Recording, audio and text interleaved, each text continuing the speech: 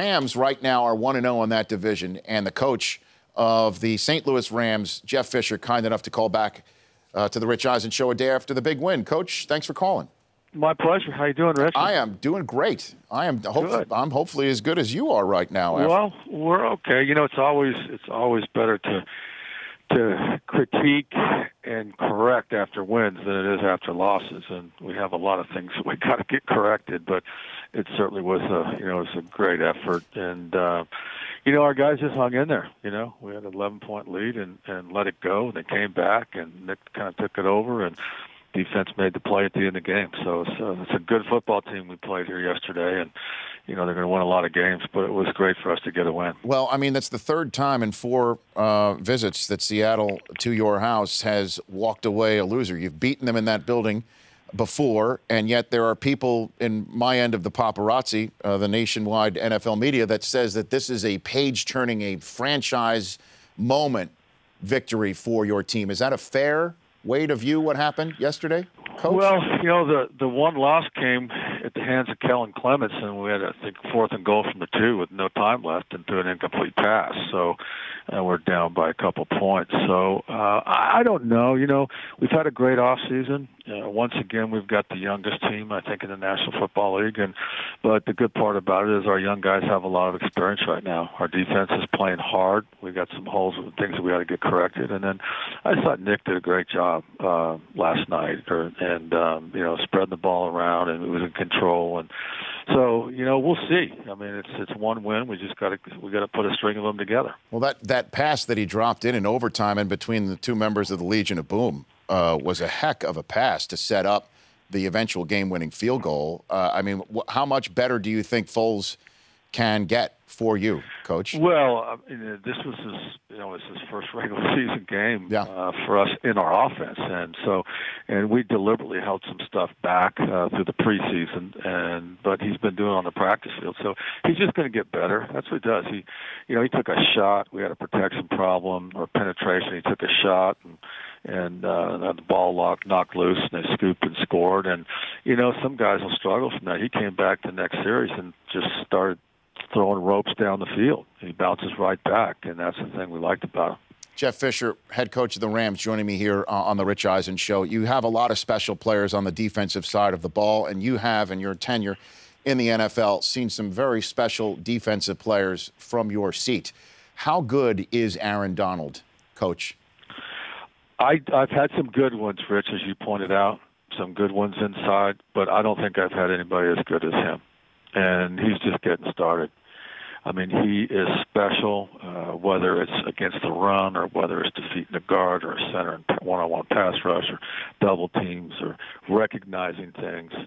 He's a quiet pro, and he plays really hard. And I think you're hard-pressed to find a better interior player right now in the league the way he played yesterday against the Seahawks.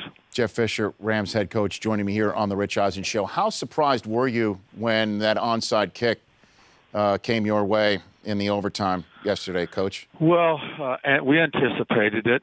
We worked against it. We don't put them in the overtime scenario, but we always work against surprise onside with our front group. But I can't say I didn't expect it. We alerted the guys, and then Bradley Marquez made a great play on it. And in this day and age in overtime, that actually is an opportunity for us to possess.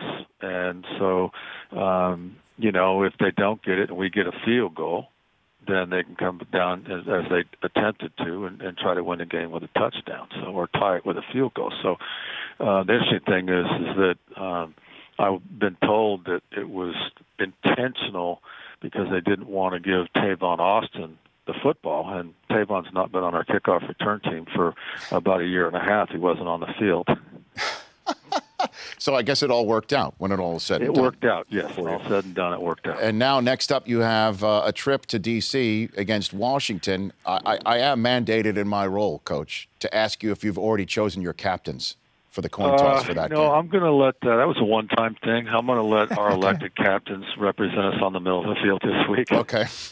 So that's the way that's going to go for the beginning of that game. That's going to play itself out. Yeah. Okay. And at what point do you get your players focused on this? What have you told them about this week? Did you give them today off? What's going on in the Rams country? They're in now. Okay. They're very excited, and we have a little scheduling change here this week. We're kind of working through, but they understand the importance of coming back, and most important thing in our business is keeping wins and losses in perspective. And we're going to do that. We're going to come back, and we're going to be ready to play. And this is a different Redskin team, as far as I can tell, and so we'll have our hands full. Now, I'm sure, Coach, the Sunday night game that went down last night, I want to ask you a couple of questions about that from your competition committee point of view. Because last night in the Sunday night game, Odell Beckham caught a ball on the 3-yard line with about a minute and change to go, and the clock stopped because there was a penalty on the Cowboys for offsides that the Giants declined, and a lot of fans were confused as to why the clock was not running. But there is a rule in place that in the last 5 minutes of the fourth quarter that a penalty stops the clock. And the clock doesn't start again until the ball is snapped, whether the penalty is accepted or declined. And I'm wondering, why is the rule written that way, Coach? Well, it's been that way. There's a lot of, if you change it and it doesn't seem equitable, sometimes it doesn't make sense, but a defensive foul, accepted or not accepted, will stop the clock. So, you say to yourself, well, do you foul intentionally to stop the clock? No, that doesn't happen. People don't think like that. But to make that adjustment, Rich, there would be our whole timing mechanism, throughout the game, whether it's inside of 1 or inside of 2 or inside of 5, would all have to change. And it's been a rule that we've been living with for a long time. And I don't know, did you catch any of the game last night, Coach? Were you able to? Just the end. I got to see the end. Okay, well, for the last couple of minutes. So, there was in the second quarter the dreaded Des Bryant catch scenario that popped up again, where Larry Donnell of the Giants took a couple of steps, and then as he's going to the ground, the ball comes loose, and the Cowboys actually challenged it, and it worked out in their favor this time, as opposed to the last time. How did that rule come close to getting changed at all in the offseason? No, it was consistent. No, it was discussed, throughout the offseason. But once you become a runner, it becomes a live ball. Mm-hmm. It's no longer an incomplete pass. So if you do an act associating with the game, as turn upfield, take a couple steps, and the ball comes loose, then you've got a fumble instead of an incomplete pass. Right.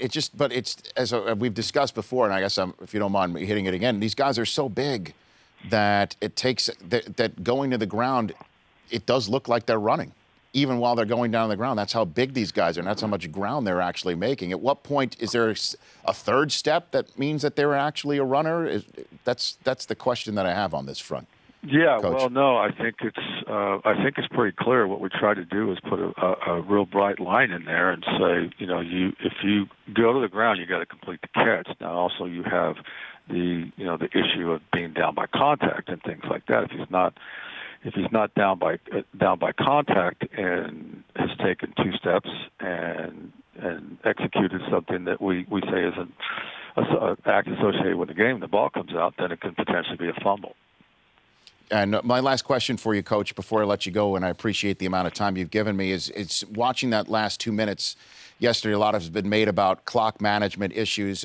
What is it like for you, last minute and a half of a game, trying to do the math, trying to figure out timeouts? What's the mechanism for the Rams that you have in place to make sure that you get this thing nailed down and buttoned up for situations like last night? Well, I think you have to practice it, number one, and try to put them in every possible scenario you can on the practice field, throughout the off season to camp, and we do that.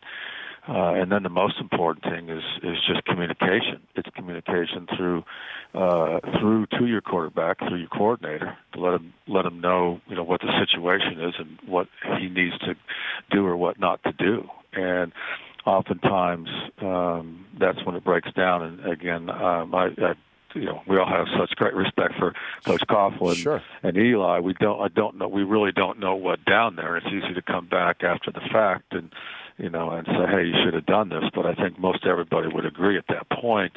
You run the football, run time off the clock. If you're in the end zone, good, you win the game. If you're not, then run it down to 1 second, call timeout, run as much as time off as you can, and then kick the field goal, and then go from there. Coach, thanks for the time. I appreciate it. Congrats on the season opener, and good luck moving forward. I hope we can chat again real soon. Always great to talk to you. Same to you. You bet. That's Jeff Fisher. The Rich Eisen Show, weekdays at noon Eastern. On Audience.